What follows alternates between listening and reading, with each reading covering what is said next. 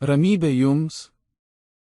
Yra islamofobų, kuriems patinka piešti pranašo Mohamedo karikatūras ir šaržus. Jų tikslas yra išprovokuoti musulmonus. Na, galbūt mes neturime jo atvaizdo. Bet mes turime jo pačio žodžius ir pamokymus. Ir per jo žodžius ir pamokymus aš pamėginsiu nupiešti jums pranašo Mohamedo psichologinį portretą. Trumpuose klipuose, kurie yra trumpesni nei minutė. Taigi, jei jūs tikrai norite sužinoti, kaip jis atrodė, prašau, pasižiūrėkite šiuos videoklipus. Jo veidas buvo nuostabaus grožio. Jis nuolat šypsojosi. Ir netgi kuomet jis nesišypsojo ir nesijuokė, jo veidas visada būdavo ramus ir giedras. Jis sakydavo žmonėms, kad kuomet jie šypsosi kitiems, Dievas jiems atlygina. Ir apdovanojimas yra toks pat, lyg jie būtų paaukoję pinigus vargšams. Arba davę labdarai. Toks buvo pranašas Muhamedas. Jis buvo visuomet sąžiningas. Prieš tampant pranašu, pagonių tarpe jis buvo žinomas kaip sąžiningas ir patikimas. Vienas iš svarbiausių jo kaip pranašo pamokymų yra tai, kad tas, kuris tiki, niekada nemeluos. Toks buvo pranašas Muhamedas. Jis gerbė visus žmones, vyrus ir moteris, baltaodžius ir juodaodžius, arabus ir ne, laisvuosius ir vergus. Jei kas nors jį užkalbindavo, pranašas atsukdavo visą savo kūną į pašnekovą, o ne tik galvą, taip skirdamas pašnekovui visą savo dėmesį. Jis visuomet kalbėdavo su žmonėmis švelniai. Toks buvo pranašas Muhamedas. Kuomet pranašas užeidavo į vietovę, kurioje rasdavo besikalbančius žmones, jis niekuomet kalbančiojo nepertraukdavo. Ir kuomet asmuo jį patį šnekindavo, jis visuomet išklausydavo pašnekovą iki galo. Viską, ką tasai norėdavo pasakyti. Ir tik tuomet pats pradėdavo kalbėti. Ar jūs baigėte? Ir jei pašnekovas atsakydavo taip, tuomet jis pradėdavo kalbėti.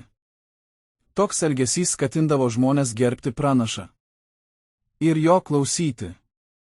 Toks buvo pranašas Muhamedas. Jo eisena buvo kaip rimto žmogaus, bet tuo pačiu metu kukli. Jo eisena buvo greita, tačiau jo nenuvargindavo. Atrodydavo, lyg jis eitų nuokalne.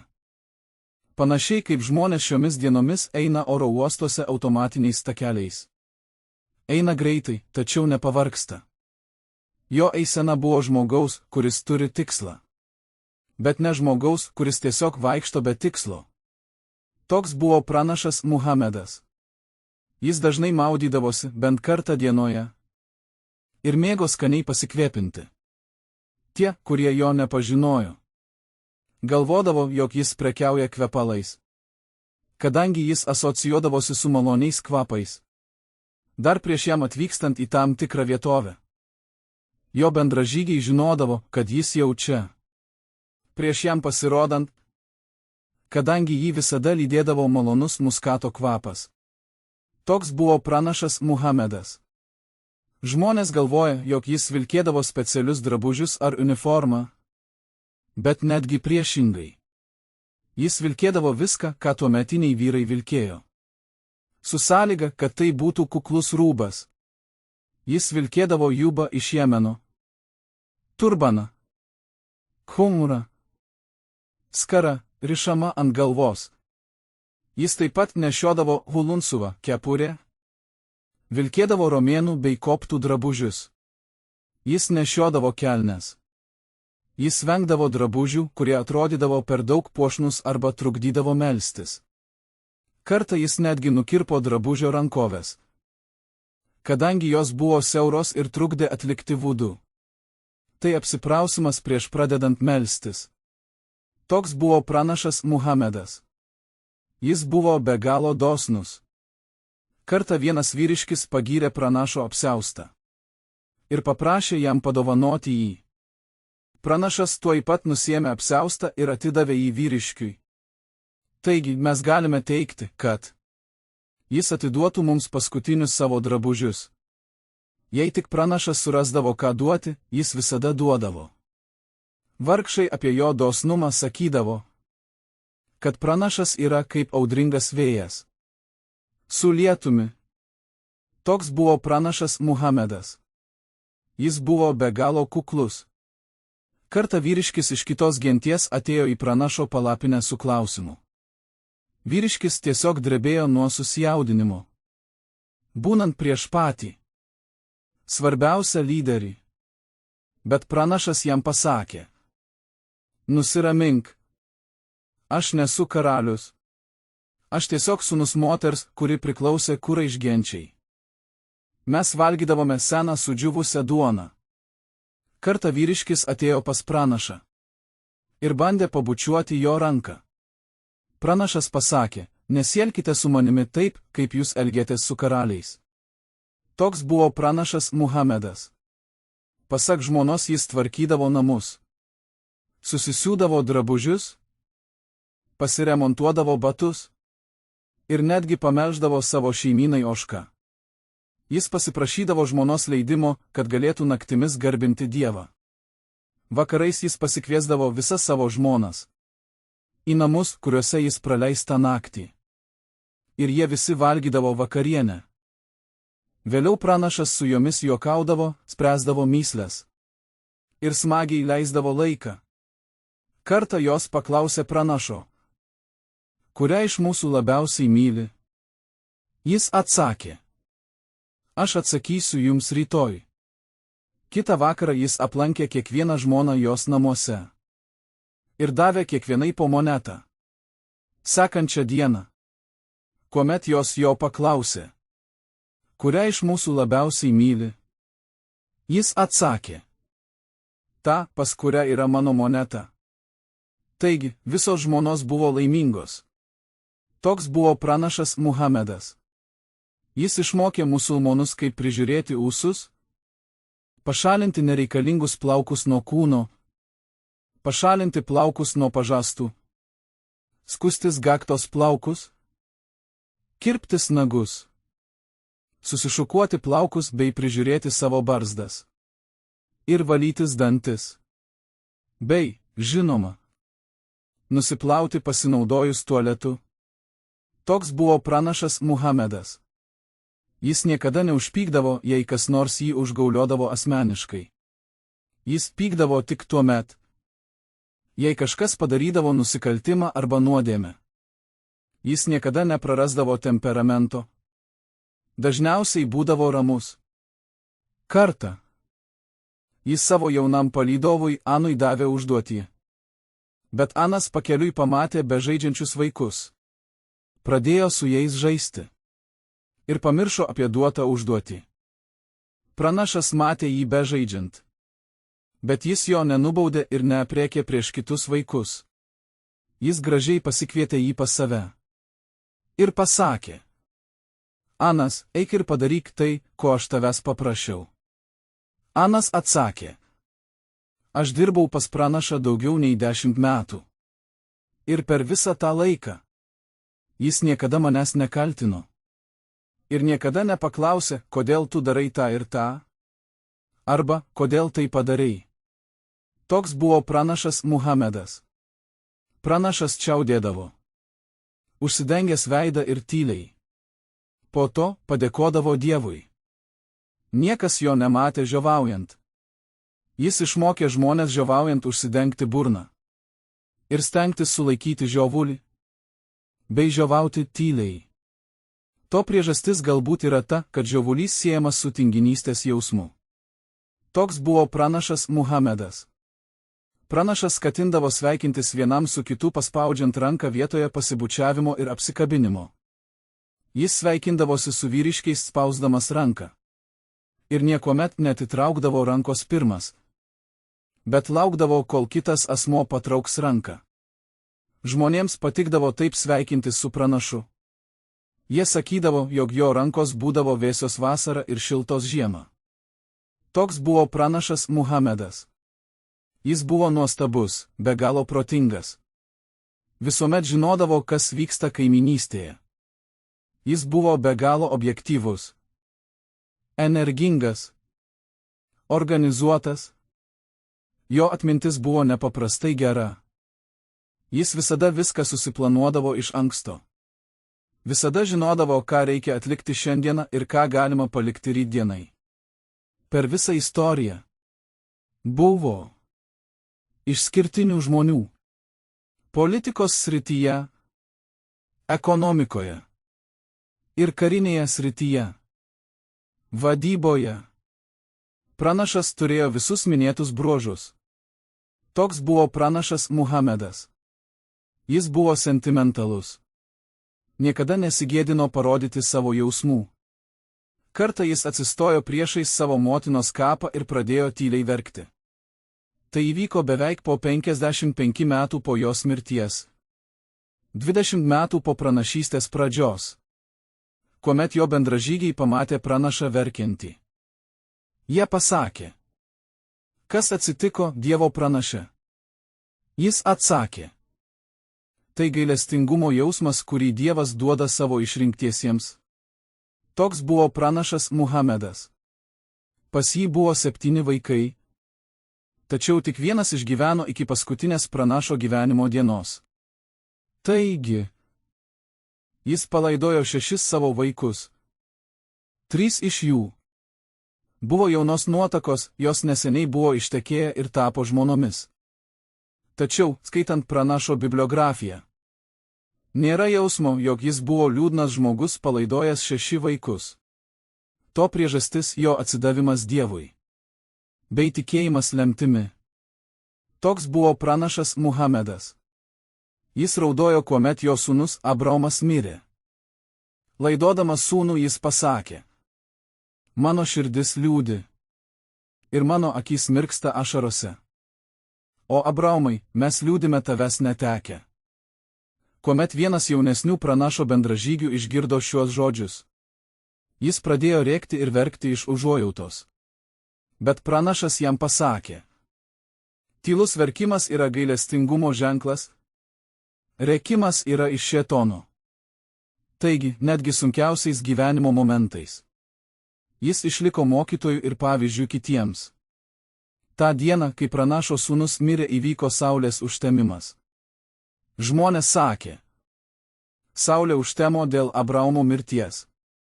Bet jis atsakė: nei saulė, nei mėnulis neužtemsta dėl kažkieno mirties.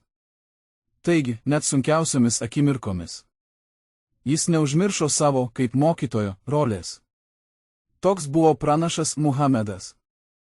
Jis mylėjo vaikus ir vaikai mylėjo jį. Jis paspausdavo ranką vaikams sutikęs juos gatvėje, o grįžus jam iš kelionės, Medinos miesto vaikai bėgdavo jo sutikti ir šokdavo jam ant pečių iš džiaugsmo. Jis neprieštaravo ir paprašydavo savo bendražygių pagalbos nešant vaikus. Jis užsidėdavo savo 2 anūkus ant pečių ir bėgdavo ant kelienių, taip mėgdžiodamas kupranugarius. Tuo pat metu jis juokaudavo, sakydamas, koks jis yra geras kupranugaris. Toks buvo pranašas Muhamedas. Kartą pranašas lankė savo vergo Ano šeimyną. Ten jis rado kampe besėdinti jo mažą broliuką Abu Umair. Jis atrodė piktas. Pranašas paklausė, kas nutiko Abu Umair. Jie pranašui paaiškino, jog jo paukštis numirė. Pranašas atsisėdo su vaiku, bandydamas jį pralinksminti. Ir jam pasakė: Umairai, tai kas nutiko Nughairui? Žodis paukštis arabiškai yra Nughar, o ne Nughair. Bet pranašas norėjo prajuokinti berniuką. Taigi panaudojo žodį, kuris rimuotųsi su berniuko vardu. Umair, Nughair. Beje, Abu Umair šią istoriją pasakodavo iki pat savo mirties senyvame amžiuje. Toks buvo pranašas Muhamedas. Kartą jis nuėjo į turgų apsipirkti. Vienas iš pranašo kompanionų norėjo padėti jam panešti pirkinius, bet jis pasakė: tas, kurio pirkiniai turi juos nešti. Ir jis nuėjo su pirkiniais rankose.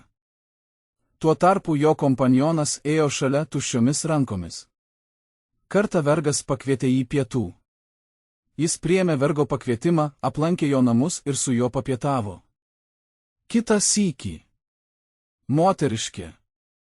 Atėjo pas jį ir šnekėjo be galo daug, tada nusivedė jį šen bei ten Medinos mieste. Jis kantriai klausėsi jos, neįsiterpdamas, kad neįžeistų jos jausmų. Toks buvo pranašas Muhamedas. Kuomet jis kalbėdavo su savo bendražygiais. Jis niekuomet neatsisėsdavo, jei jo kompanionai stoviniuodavo. Jis niekada neištiesdavo kojų sėdėdamas su kompanionais. Kuomet į miestą atėjo karaliaus pasiuntinys su laišku pranašui. Jis nerado rūmų, į kuriuos galėtų pristatyti laišką. Kuomet jis paklausė, kur yra pranašas. Jam buvo pasakyta, kad jis dabar susirinkime su savo kompanionais. Taigi, jis nuėjo surasti pranašą. Kuomet jis jį surado, jis negalėjo suprasti, kuris iš to būrio žmonių yra pranašas.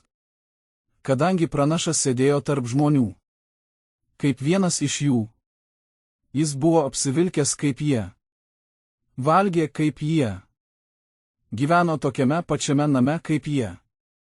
Jis buvo iš jų būrio. Toks buvo pranašas Muhamedas. Kartą kelionėje.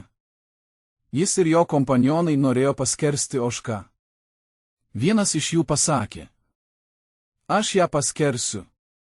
Kitas pasisiūlė nulupti ožkos odą. Dar kitas bendražygis pasisiūlė pagaminti maistą iš ožkos. Pranašas pasakė, kad jis pririnks medienos laužui. Jis išsirinko sunkiausią užduotį.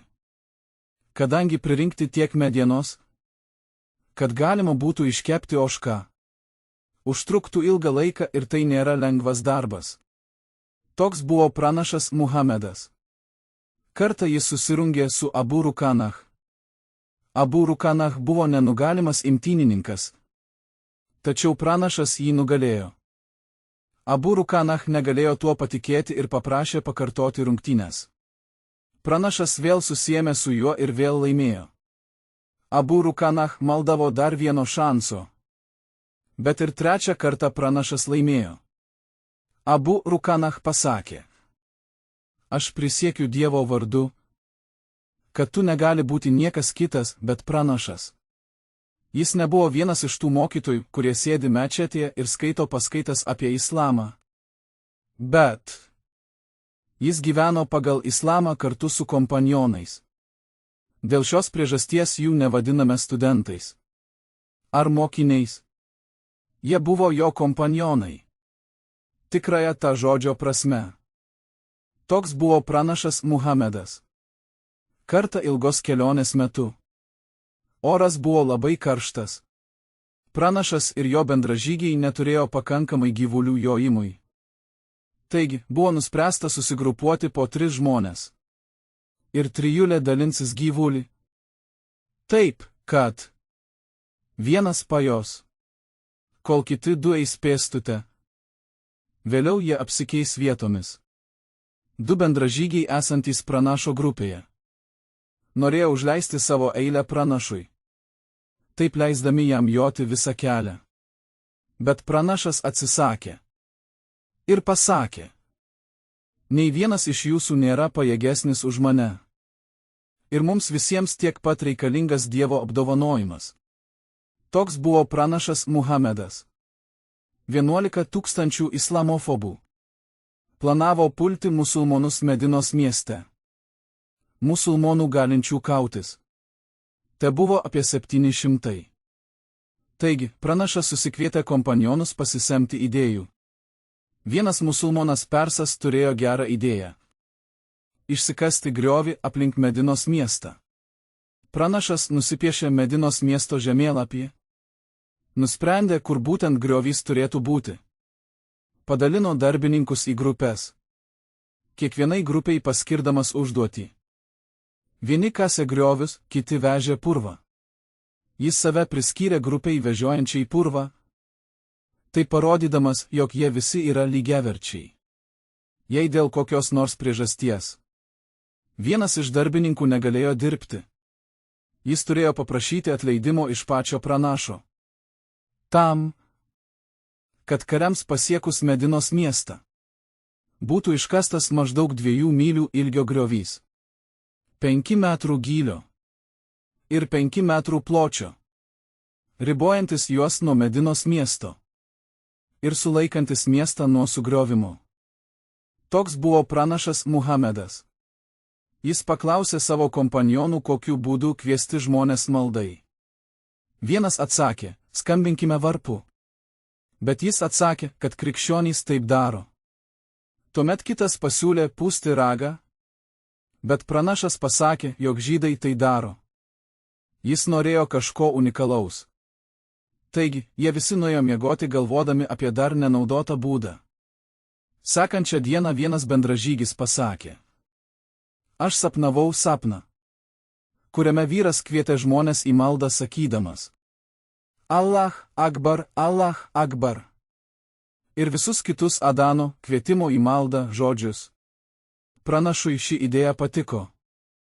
Jis paprašė išmokyti Belalą šiuos žodžius, kadangi jo balsas labai melodingas. Toks buvo pranašas Muhamedas. Įsivaizduokite save esant apskrities vadovu arba kompanijos direktoriumi. Ir staiga kažkas jums pasakė, kad gatvės valytoja mirė. Laidotuvės rytoj. Ar jūs rastumėte laiko apsilankyti valytojos laidotuvėse? O gal pasakytumėte, jog esate labai užsiėmęs? Gal nusiųstumėte šiek tiek pinigų artimiesiems? Na. Kartą gyveno sena vargšė moteriškė. Ji valydavo mečetę.